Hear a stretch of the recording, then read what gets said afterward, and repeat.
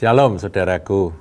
Saudara, kalau kita mengamati akan berita-berita yang sekarang ini viral, khususnya di Timur Tengah, maka nama Israel itu selalu disebut. Ya, pencarian di mesin searcher itu kalau diketik Israel itu maka muncul akan banyak berita tentang negara kecil yang namanya Israel yang ya saya boleh katakan bikin heboh seluruh dunia. Nah saudaraku, kalau kita mau tahu sebetulnya sejarah Israel itu berasal dari mana? Ya kita akan melihat Alkitab karena sebetulnya Israel itu bukan nama sebuah bangsa. Tapi asal-usulnya adalah nama dari seorang yang bernama Yakub. Yakub ini adalah anaknya Ishak, dia cucunya Abraham. Nah Yakub itu dua bersaudara, saudaraku ya. Ya dia kan kembar ya, dia twin brothers. Nah kakaknya itu seorang pemburu, kuat badannya, berbulu badannya ya, namanya Esau. Sedangkan Yakub itu lebih ke ke pekerjaan rumah, jadi bukan pemburu, dia suka di rumah, dia lebih dekat dengan mamahnya. Nah itulah problem dari anak kembar, kakaknya lebih dekat dengan Ishak ayahnya karena apa?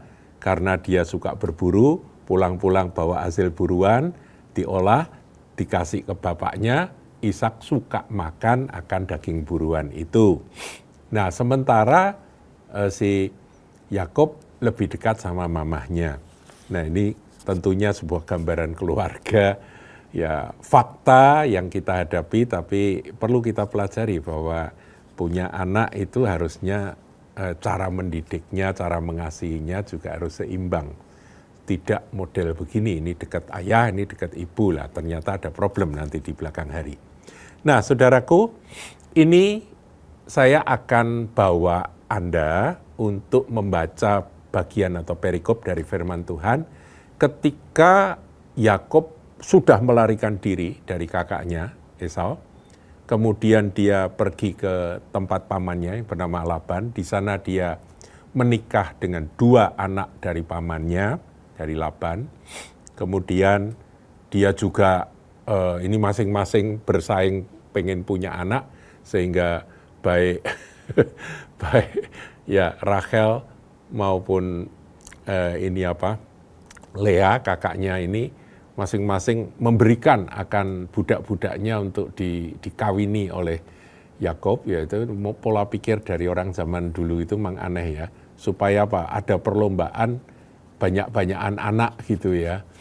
Sebab anak dari budak itu menjadi milik dari majikannya. Nah kemudian anak dari Yakub pun jumlahnya 12 laki-laki dan seorang perempuan, yaitu Dina. Nah saudara, itu asal muasal dari nanti apa yang disebut dengan bangsa Israel.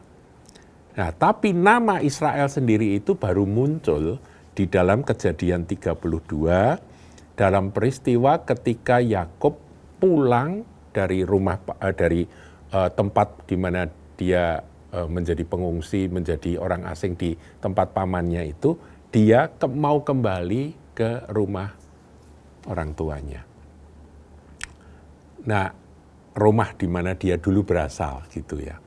Nah, dalam perjalanan untuk kembali itu dia mengalami ketakutan luar biasa karena ancaman dari sang kakak yang bernama Esau yang sejak dahulu ketika dia melarikan diri dia sudah diancam mau dibunuh.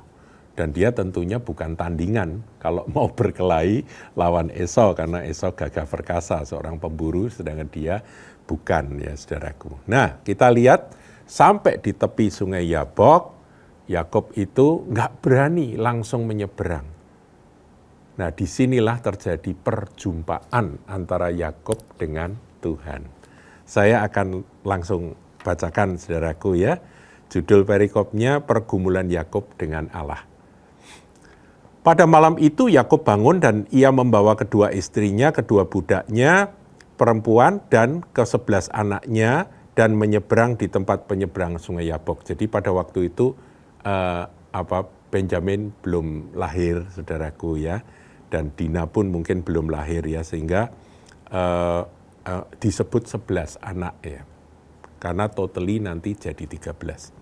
Sesudah ia menyeberangkan mereka, ia menyeberangkan juga segala miliknya. Jadi semua disuruh berangkat dulu nyebrang Sungai Yabok. 24. Lalu tinggallah Yakub seorang diri. Nah, disinilah terjadi perjumpaan antara Yakub dengan Tuhan. Ditulis, dan seorang laki-laki. Jadi wujudnya itu seperti manusia, seorang laki-laki, bergulat dengan dia sampai fajar menyingsing.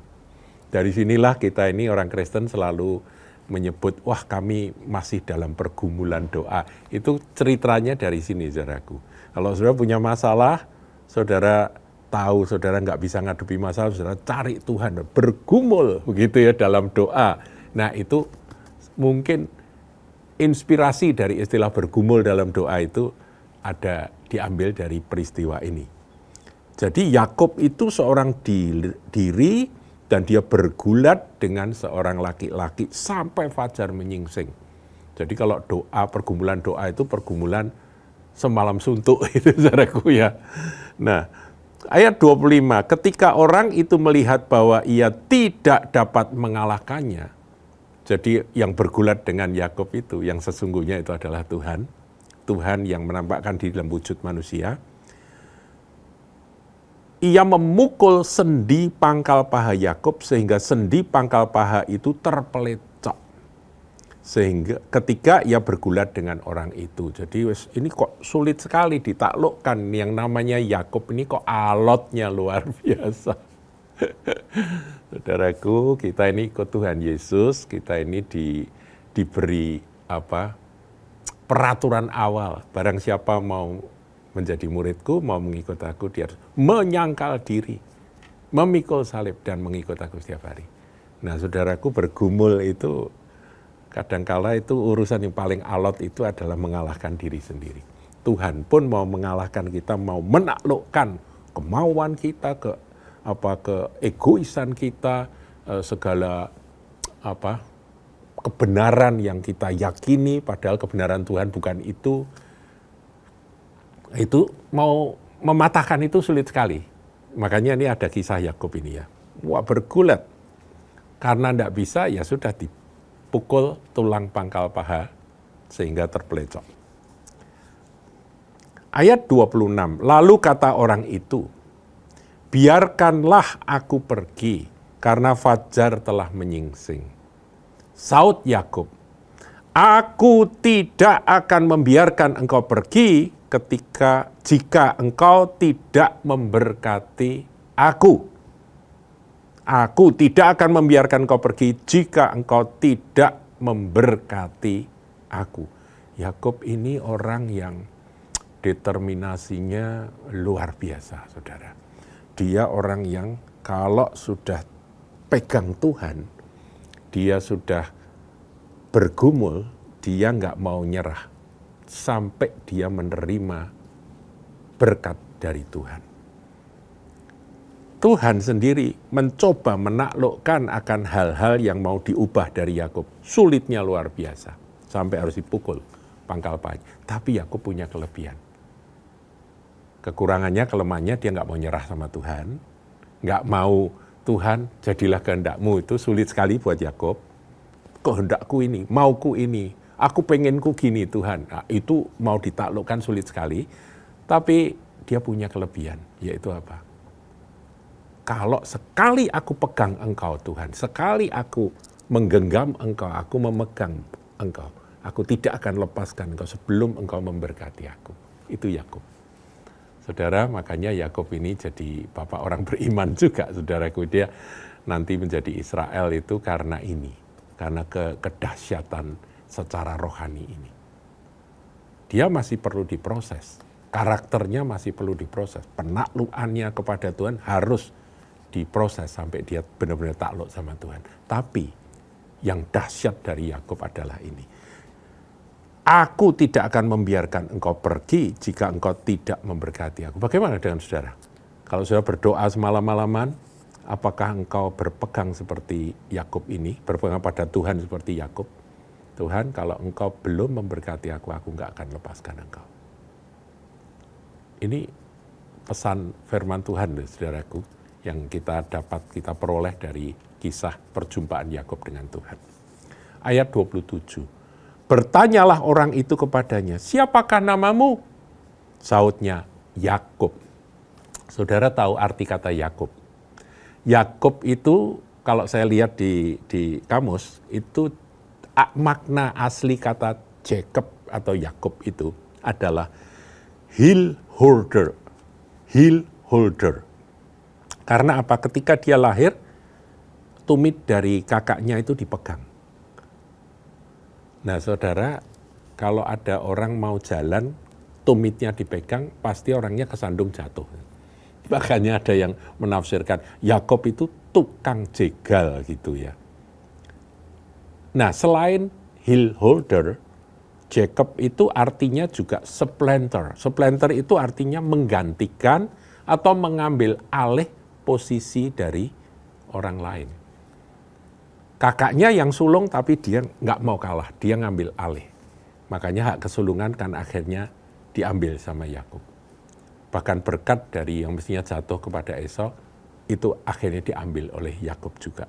Jadi memang dia itu Yakub. Yakub itu memang heel holder, pemegang tumit dari kakaknya, dia supplanter, mendesak dan mengambil alih posisi dari kakaknya. Jadi supplanter itu gini saudaraku, kalau orang ngantri itu mestinya urutan yang di depan itu didesak begitu ya, kemudian diambil alih, itu namanya supplanter.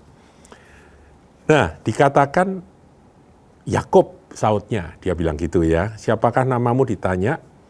Ayat 28, lalu kata orang itu, namamu tidak akan disebut lagi Yakub, kamu tidak lagi sebagai heel holder, tukang jegal ataupun supplanter, tukang desak dan ngambil alih posisi orang lain, tetapi Israel, ya di dalam tulisan Ibraninya Yisrael, pakai Yisrael. Nah, saya cari di kamus saudaraku, Israel itu artinya God prevails, Allah menang. Dan berasal dari akar kata, kalau saudara mau dalami, itu ini strong definition ya, definisi yang ditulis oleh Strong. He will rule as God. Jadi nanti Yakub itu akan memerintah seperti Allah memerintah. Jadi ini luar biasa nama Israel itu. Dan nama Israel nanti bukan menjadi nama dari seorang Yakub saja, tetapi keturunan Yakub sampai hari ini mereka memakai nama Israel. Nah, saudaraku, kita tahu ya bahwa pernah dalam zaman raja-raja setelah kematian Salomo, maka kerajaan Israel itu terbelah menjadi dua. Jadi dua. Yang satunya adalah Yehuda yang beribu kota di Yerusalem, ya, istananya, kerajaannya di Yerusalem, dan yang satunya di Samaria yang disebut dengan Israel. Israel ini 10 suku, sedangkan Yehuda ini 2 suku, yaitu Yehuda dan Benjamin. Nah, itu masa setelah kerajaan Salomo ya, setelah Salomo mati pecah jadi 2, dan zaman raja-raja kita mengenal ada kerajaan Israel dan kerajaan Yehuda. Yang kemudian dua-duanya ya melalui yang lebih dahulu Israel dikalahkan, dihancurkan sampai lenyap, kemudian menyusul kerajaan Yehuda juga dikalahkan karena mereka melakukan pelanggaran terhadap kebenaran firman Tuhan, mereka melawan Tuhan, mereka menyembah berhala dan sebagainya. Hukuman jatuh dan akhirnya mereka tidak punya kerajaan lagi. Dan nama Israel, saudaraku, itu ya tetap dipakai, saudara. Tetap dipakai pada bagi orang-orang tertentu, tapi mereka sudah tidak punya kerajaan sendiri. Nah, saudara, saya akan kembali ke sini. Jadi kita sudah tahu ya bahwa nama Israel adalah nama yang diberikan oleh Tuhan kepada Yakub setelah pergumulan semalam-malaman di tepi sungai Yabok tersebut. Ada pelajaran yang kita bisa petik, saudaraku.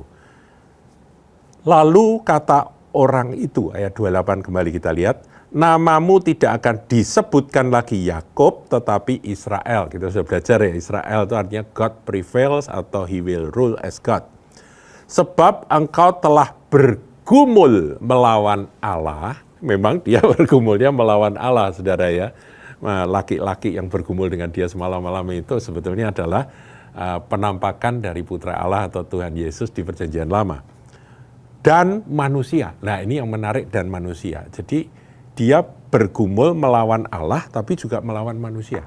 Manusianya itu siapa? Bukan manusia yang menampakkan diri semalaman itu, bukan.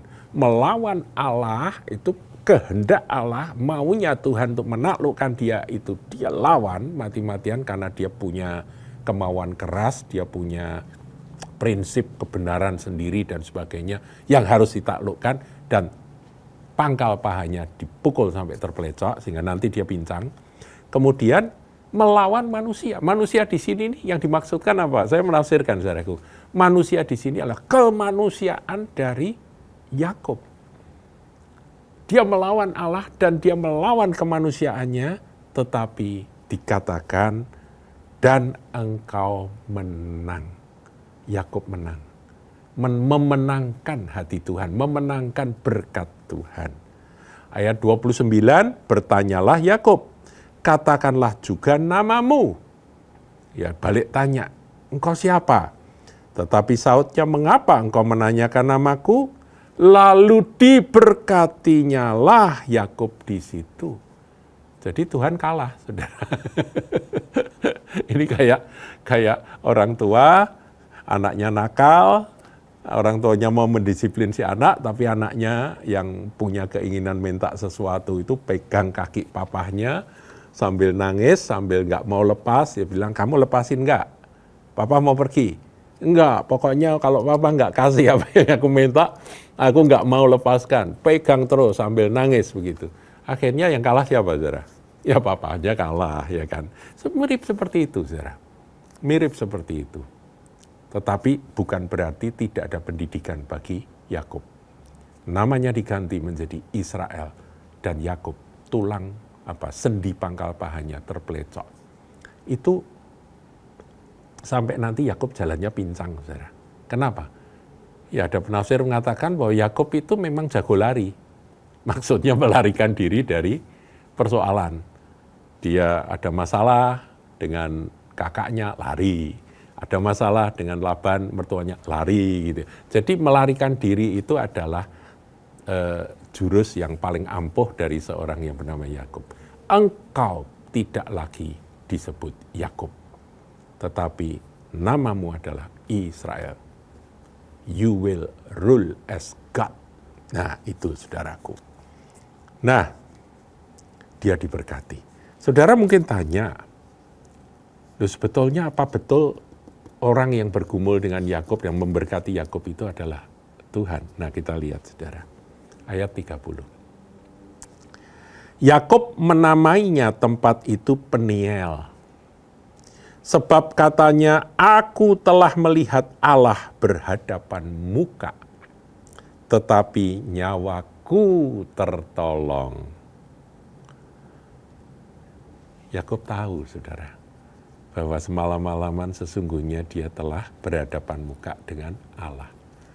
Nah, orang kalau melihat Allah itu gimana, saudara? Mungkin atau enggak orang melihat Allah? Enggak mungkin. Barang siapa melihat Allah pasti mati. Tidak seorang pun melihat Allah. Saya akan tunjukkan satu ayat di dalam Injil Yohanes, saudaraku ya. Yohanes 1 ayat yang ke-18. Tidak seorang pun yang pernah melihat Allah, tetapi Anak tunggal Allah yang ada di pangkuan Bapa, dialah yang menyatakannya. Di sini Yakub berkata, aku telah melihat Allah. Iya, betul. Karena putra Allah adalah Allah. Karena Yesus itu kan firman. Firman Allah, yaitu kan Tritunggal itu kan Bapa, Putra, dan Roh Kudus. Bapa, Putra, atau firman dan Roh Kudus. Roh Kudus bisa menghampiri kita, bisa memberi akan kesadaran pada kita tentang dosa, tentang kebenaran, ya, tentang penghakiman. Itu memang karya Roh Kudus. Roh Kudus bisa bekerja dalam diri meskipun kita tidak pernah melihat Roh Kudus. Tetapi Putra Allah itu memang menampakkan diri sebagai satu sosok yang bisa dilihat, bisa dijamah. Yakub di Perjanjian Lama bergumul dengan Putra Allah, yaitu penampakan dari Yesus Kristus di Perjanjian Lama. Kemudian nanti Sang Firman itu menjadi manusia itu di Perjanjian Baru, saudaraku. Yang kita kenal sebagai Juru Selamat kita, Yesus Kristus Tuhan. Sang Firman yang menjadi manusia. Dia adalah Allah, iya Allah Tritunggal, saudaraku. Allah, Bapa, punya firman, firman Allah, dan Allah adalah satu, ya kan? Kita sudah berkali-kali membahas tentang hal ini. Kalau saudara mau dengar itu ada banyak judul-judul tentang hal tersebut, bahwa firman itu adalah Allah, ya saudaraku. Nah, kemudian Roh Kudus, Roh Allah juga adalah Allah, saudara. Karena Allah tanpa firman bisu, linglung, karena firman itu kan pikiran Allah. Allah tanpa roh mati, almarhum. Ya saudaraku, jadi yang bergumul dengan Yakub di tepi sungai Yabok itu adalah Allah, saudara, yang menampakkan diri sebagai manusia. Itulah Sang Firman yang pada waktu itu menampakkan diri. Aku telah melihat Allah berhadapan muka, tapi nyawaku tertolong. Itulah, saudaraku, asal muasal nama Israel. Jadi kalau sekarang ini Israel menjadi berita utama di mana-mana. Ya, kemarin kan sejak 2023 penyerangan dari Hamas tanggal 7 Oktober, setelah itu terjadi perang Israel dan jalur Gaza luluh lantak, ngeri, saudaraku. Saya nggak membela siapa-siapa, saya tidak mengatakan bahwa perang itu bagus, jelek semua perang itu, tapi inilah faktanya. Ya dimulai dengan serangan Hamas, kemudian Hizbullah, saudaraku, yang ada di utara, di Lebanon Selatan, itu pun juga karena mereka menyerang dengan bom-bom kemudian dihabisin. Setelah itu ada kesempatan Bashar al-Assad jatuh, kemudian rezim yang baru yang belum punya kekuatan didahului. Nah, dataran tinggi Golan, bahkan ada suku Druze yang ada di sana, yang kemarin kita membahas tentang Druze, saudaraku. Suku Druze yang mereka justru minta supaya Israel perintahlah kami mau ikut pemerintahan Israel. Ya, itu apakah menjadi perluasan wilayah kita juga nggak ngerti, saudaraku. Karena memang ya, saudara bisa mengikuti akan video YouTube kami yang berjudul Israel Raya, itu saudara bisa ikuti. Nah, kemudian setelah itu ya kita tahu, saudara, bahwa nama Israel itu menjadi sangat terkenal.